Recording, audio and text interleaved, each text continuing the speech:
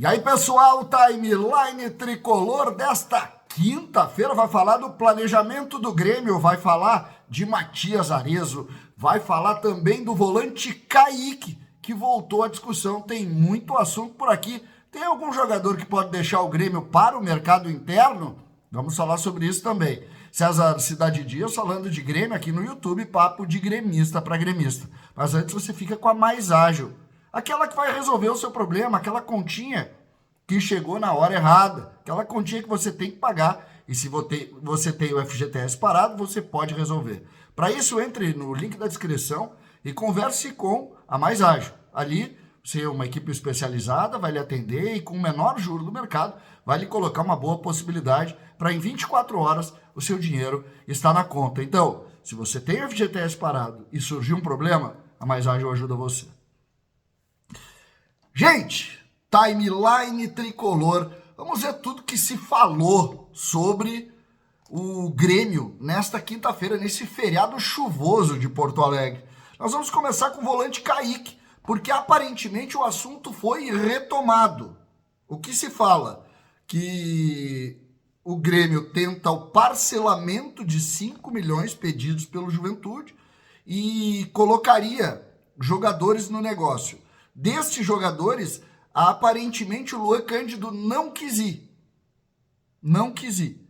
Então, isso pode ser também um definidor desse caminho. Por que o Juventude quer o pagamento à vista? Porque o Juventude está buscando isso, já aconteceu isso com o Abner lá na negociação com o Botafogo e agora com o Grêmio. Continuo dizendo, não está certo isso. Está errado o negócio.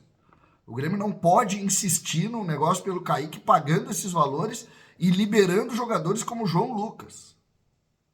E eu não falo nem da qualidade do João Lucas, eu falo do fato do Grêmio ter contratado o João Lucas, do próprio Juventude. E agora o Grêmio está devolvendo para o Juventude para pagar salário para o Juventude. Está errado. Mas, enfim, a notícia de GZH é essa, que o que está travando o negócio é a forma de pagamento. Imaginem vocês.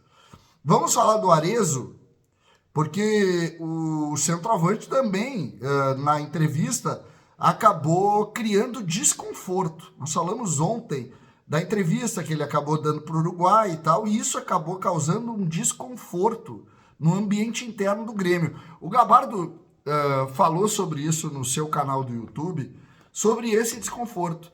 Mas isso parte de um princípio muito curioso. O Arezzo não deu resultado. Ele tem 6 gols em 23 jogos com a camisa do Grêmio. Isso é pouco. Um jogador que custou 3.250.000 de euros pela metade dos seus direitos econômicos, ele precisava dar mais, ele não deu. Aí ele começa a sugerir entrevistas que quer ir para o Uruguai para tentar chegar perto da seleção, para jogar um Mundial. É óbvio que internamente isso gera desconforto. Quando tu faz um investimento em cima do jogador desse, tu espera, na pior das hipóteses, a total dedicação desse atleta junto ao teu trabalho. E não é o que a gente está vendo. Não é o que a gente está vendo. Então esse é um ponto aí que gerou e, sinceramente, pode acelerar a saída desse jogador. Pode acelerar a saída dele. O Grêmio está trabalhando com um planejamento que é preciso definir como muito rígido nesse momento. O Grêmio se apresenta no dia 23, na próxima segunda-feira. Para você ter uma ideia, por exemplo, o Inter só se apresenta no dia 28. O Grêmio vai trabalhar mais do que a maioria dos clubes. Mas o Grêmio está negando todo e qualquer tipo de proposta de amistoso. O Grêmio teve 3 propostas, eu nem falo naquela da Rússia, teve outras propostas internas para amistosos e não vai fazer.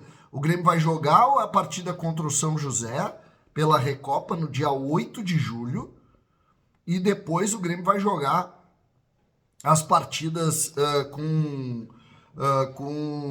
as partidas regulares, enfim, que a gente já sabe a partir do dia 13 na grande maratona que o Grêmio vai ter também nos meses de julho e agosto. É isso. O Grêmio não vai abrir, mesmo tendo propostas e boas propostas de bons negócios, inclusive, para jogar em outros lugares. Outro assunto também importante diz respeito às saídas. E hoje se fez um levantamento dos atletas que poderiam deixar o Grêmio para o mercado interno. porque já são 12 jogos do Campeonato Brasileiro. Quem poderia deixar o Grêmio para jogar em outro clube brasileiro? Você já parou para pensar isso? O Grando não tem nenhum jogo. O Jorge não tem nenhum jogo. O Gustavo Martins tem 3 jogos. O Walter Kahneman tem 4 jogos. O Vieri tem 2 jogos. O Luan Cândido não tem nenhum jogo. O Lucas Esteves tem 4 jogos. O próprio João Pedro, lesionado lateral, tem 6 jogos. O João Lucas, que está indo para o Juventude, se essa negociação, aquela que eu falei no início do vídeo, acabar se concretizando, o João Lucas tem apenas 1 jogo. Vocês lembram? Contra o Ceará. Acho que foi esse jogo, né? Que ele ficou olhando os caras fazerem gol. O Serrote tem 5 jogos. Ele que está se recuperando também de uma fratura na mão. O Cuejar tem 2 jogos. O Ronald tem 5 jogos. O Natan Pescador tem 2 jogos e 2 atletas têm 6 jogos. O Aravena e o André Henrique. Aparentemente, mesmo diante de muitos atletas, muitos valorizados, nenhum destes jogadores tem grande, vamos dizer assim, grande chance de sair para o mercado interno. Nenhum. Não vejo o Aravena sendo requisitado por algum clube que possa pagá-lo. O próprio André Henrique, eu não enxergo isso nesses atletas que aqui estão. Então, o Grêmio deve seguir com a grande maioria desses atletas, tenta colocá-los em algum negócio, e aí entra a Série B como possibilidade. Aí a gente fala do Natan Pescador, a gente pode falar do próprio João Lucas, que poderia ir para a Série A, mas ou vai para o Juventude ou não vai para lugar nenhum. O Luan Cândido, da mesma maneira, ele que não está aceitando a negociação para ir para o Juventude. Enfim, tem atletas, o Kahneman, o Grêmio não vai abrir mão, o Gustavo Martins, o Grêmio não vai abrir mão, o João Pedro e o Serrote da mesma maneira. Então, eu vejo que a coisa está muito pouco definida aqui em matéria de saídas para o mercado interno. O que nós temos que dizer é que, passados alguns dias, próximos da reapresentação, e o Grêmio não efetivou nenhum negócio além de Alex Santana. Amanhã nós vamos abrir falando exatamente sobre essa questão. Como que o Grêmio se movimenta e por que o Grêmio não efetivou, porque a partir de segunda-feira é trabalho. E cada dia sem os seus reforços, que a gente fala e que o Grêmio mesmo fala como super necessários, sem os seus reforços, o Grêmio está perdendo um dia de trabalho do conjunto do grupo. Não vai fazer como nos outros anos, que vai esperar o último dia da janela para trazer jogadores, para tentar adaptar e perder tempo. É preciso fazer rápido isso. Mas esse assunto a gente trata amanhã. Essa foi a Timeline Tricolor de hoje. César Cidade Dias falando de Grêmio, aqui no YouTube.